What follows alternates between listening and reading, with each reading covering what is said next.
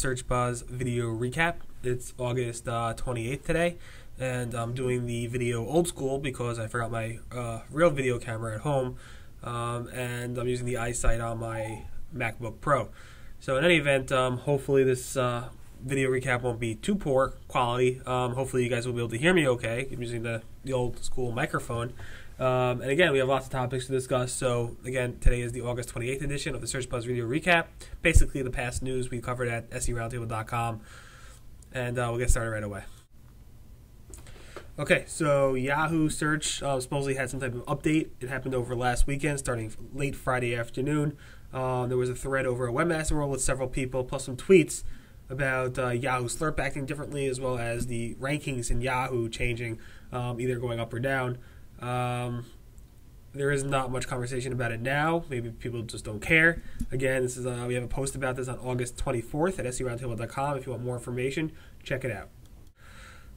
So this is a bad topic. Basically, Microsoft, Live Search, Bing, MSN Search, whatever you want to call it. Obviously now it's called Bing.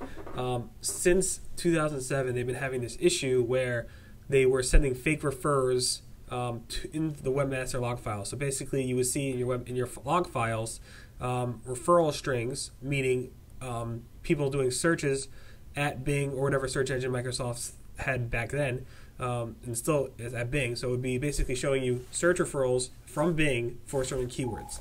Now, those keywords typically did not match what you actually rank for. So they would be one-word keywords, two-word keywords, spam keywords, pornography keywords, simple keywords like donate. These weird keywords that your site just simply didn't have pages about, or what was not relevant for, and did not rank for in Bing, but yet you're getting tons and tons of referrals for these keywords. This has been going on since at least August 17, 2007. That's over 2 years ago, and Microsoft has said they fixed it time and time again, and yet this issue keeps creeping up and creeping up. We've blogged about this probably at SEO Roundtable, at the Searching Roundtable, probably about 15 times now, and Microsoft keeps saying they fixed it, and it keeps cropping up, and it's still an issue, and I seriously don't know why. Microsoft really says, we're sorry about this, and they say this all the time, and I'm sure they are sorry, but the thing is, it's still not fixed, and it has to be fixed. I don't know what has to be fixed and how it has to be fixed, but in the past, this was a cloaking test that Microsoft was doing to detect cloakers. Seriously, I mean, to inject fake refers into webmasters log files is just poor. I mean, it skews results, it skews people's ROI objections, it skews a lot of things, and it makes it makes webmasters want to block your search bot from actually crawling. Again, this is MSN bot. Their referrals are now coming from Bing.com. You might want to look in your log files and see if there's any fake referrals coming from Bing to your site, and maybe weed those out. Right now, Microsoft's basically asking you to email them if you see the problem, and they're going to try to fix it, but I'm not too confident that this will ever be fixed now. It's been going on for over 2 years. Today we posted about Google, pretty much a small Google update. Not an update, but just like an update on what's going on with Google. And what we saw was that people overall in August are seeing a new set of penalties. Tedster at Webmaster World, the administrator over there, basically is calling this an over-optimization penalty for some people. Basically the minus 950 penalty, where people had very good quality rankings for the past 2 years or so, and now they're not ranking at all in Google, or maybe down to the 200th position. At the same time, site links have majorly been revamped, and I'll get right into that right now. We have a post about a possible Google update, which is probably related to all these penalties that are people seeing. We posted about that on August 24th. A lot of people were noticing major shifts in the rankings. Some old sites ranking very poorly now after ranking very well. And Matt Cutt said this is not an update, so it might mean some type of penalty that's going around. At the same time, Google is trying special site links, and a lot of people are noticing new site links coming up. So there's one-line site links, there's four site links in two rows, and there's 8 site links in 4 rows. And now people are noticing that Google's doing, specifically with Wikipedia and other places, anchor-based site links, which take you to the same page but anchor you down to that page to the specific content related to that site link on that page. It's basically an anchor element. So it's pretty interesting. We have a post about that on August 25th. And that's pretty much what's going on with the Google organic side of things over the past week or so. Since we're on the topic of Google organic search, there's a lot of things been going on with the UK side of things. Basically, since April of this year, SEOs in the UK have been complaining about how Google was basically ranking .coms and US-based sites fairly well and much better than they used to in the UK results, in the google.co.uk. Matt Cutts actually made a video about this recently because the discussion about this UK versus US sites ranking well in the UK has really sparked up some interest back in July, and obviously continuing into August and probably into next month as well. Basically, Matt Cutts said, yes, we're better at figuring out what .com sites, even US-based sites, should rank well in the UK, and this is not going to change. He basically said this is the way it's going to be, and it's not going to change. It might even get more significant. So we do have a post about this on August 27th. This is a major thing going on in the UK. If you're an SEO in the UK and you notice this, you probably want to check out this thread and the discussion around it. So go to August 27th at SEOroundtable.com to learn about the history involved in this and what you might be able to do in the future.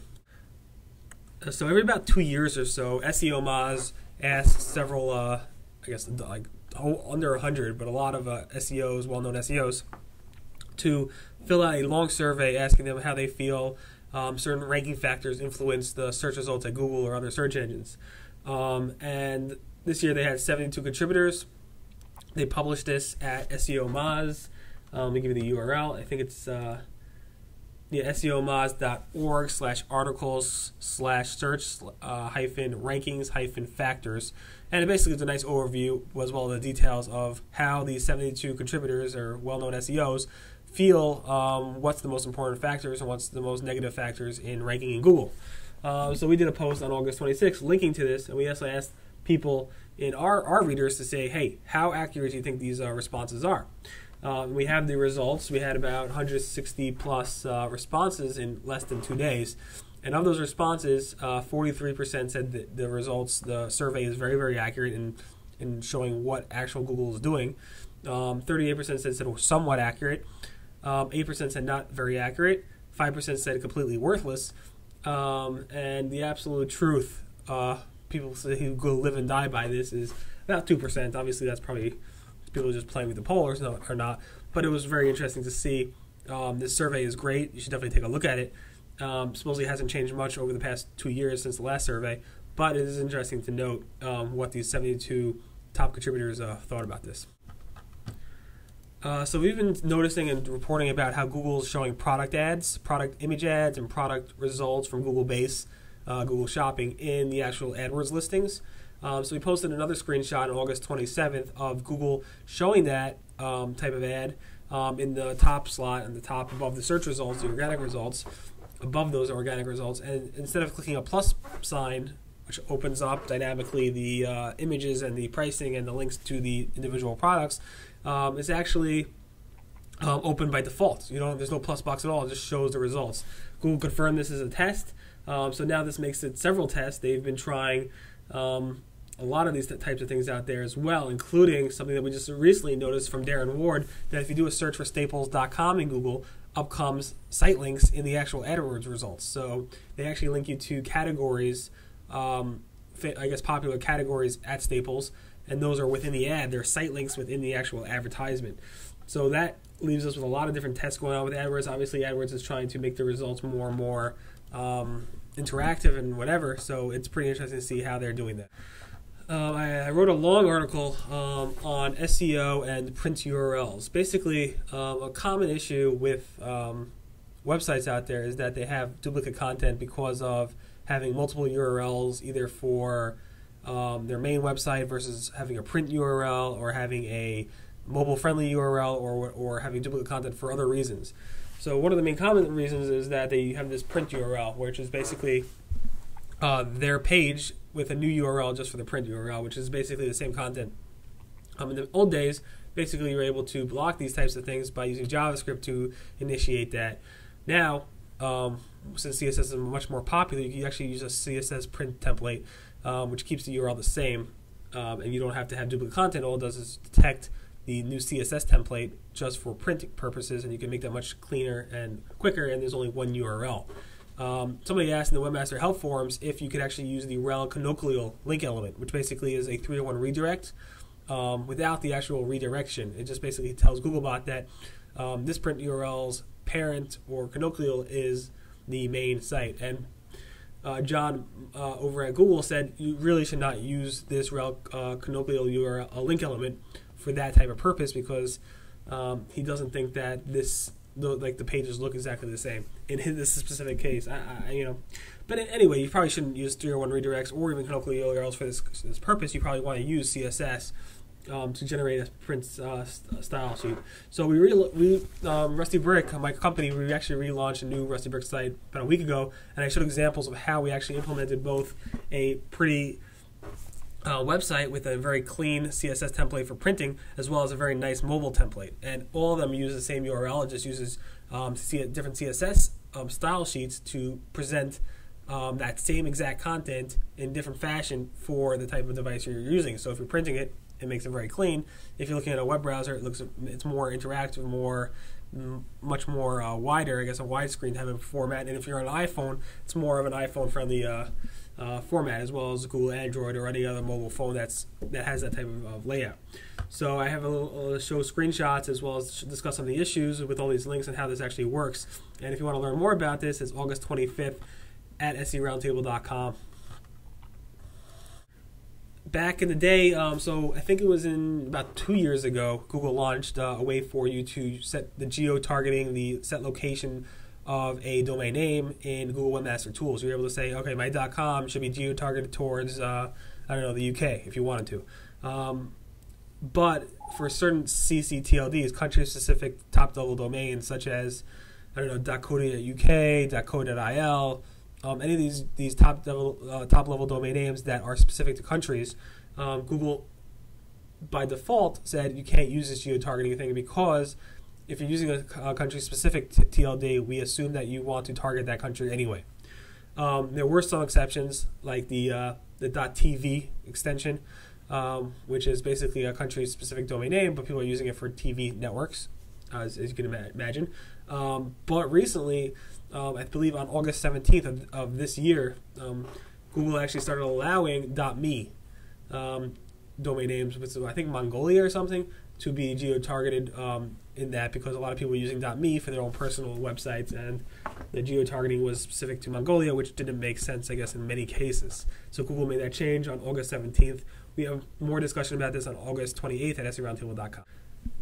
The big AdSense news this week was that Google has finally opened up their third-party ad network into the AdSense network. So this means this allows Google-certified third-party ad networks to push their display ads directly into the competitive landscape or ad network of the AdSense network.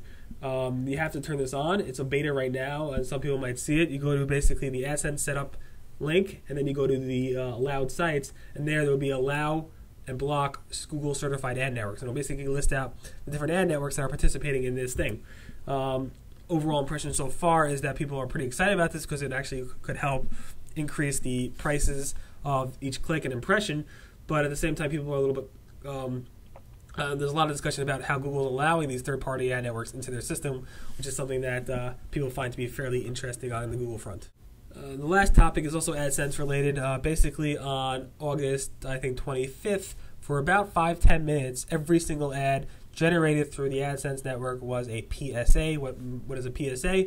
Basically a public service announcement. That's what it stands for. It's a free ad. It's basically shown when Google cannot match the contextual relevancy of the page. It will basically show a free ad for a governmental or nonprofit organization that's doing good, and Google will show that ad in lieu of showing an ad that's paid because they can't figure out the contextual relevancy. There was obviously some type of bug or lapse in their contextual relevancy thing that required Google to show PSAs on every single website hosting AdSense on August 25th for about 5 minutes, 10 minutes or so.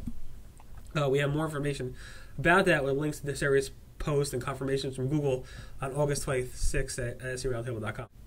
Okay, so that wraps up the August 28th edition of the Search Buzz Video Recap. My name again is Barry Schwartz from the Search Engine Roundtable. This was the past week at SEOroundtable.com. Sorry for the poor quality video format. Hopefully next week I'll remember to bring my camera, and I'll get to see you guys next week. Everyone have a great weekend, and I'll see you guys next week. Bye.